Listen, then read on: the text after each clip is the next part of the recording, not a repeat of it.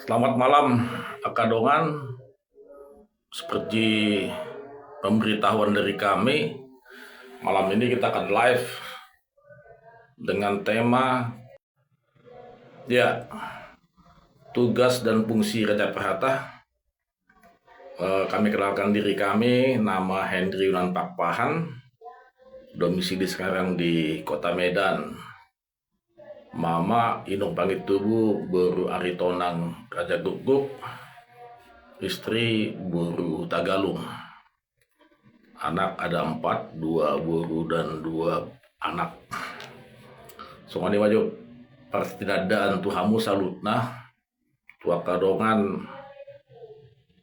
nabui menjangkau live namyon. Apa itu Raja Perhata?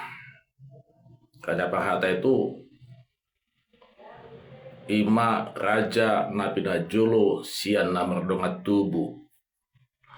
Biasanya sebelum dinobatkan atau dipilih menjadi Raja Perhata, ada dulu padustahi atau masrengketan. Tapi umumnya sudah dipilih oleh punguan atau hasuton untuk menjadi Raja Perhata. Jadi prosesnya itu ketika masrengketan sebenarnya sudah diketahui siapa yang menjadi Raja Perhata. Aik gudang duit laut dos niro sidibain nasaut. Kemudian ketika masrengketan saduduk dakana saduduk ratingna molo hahana baru laon anggina gabe panoboli wanang Raja Panuturi. Itu yang menjadi kesepakatan. Jadi Raja Perhata itu ada 4 syarat yang harus dimiliki dia. Yang pertama, dia harus fasih dalam berbahasa Batak. Yang kedua, dia harus mengerti tarombonya.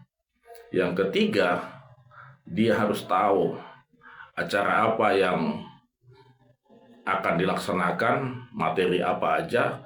Yang keempat, dia harus punya etika dan disiplin. Oras kedua, Jumadi Pakpahan, Moliate Anggia.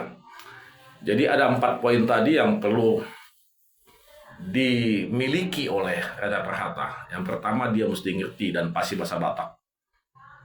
Ya paling tidak dia sudah bisa berbahasa Batak itu dalam mertangi yang berdoa. Yang kedua, dia harus ngerti tarombonya. Gimana dia mau menentukan perjalanan adat, ise hasuto bolon, ise paiduan suhut,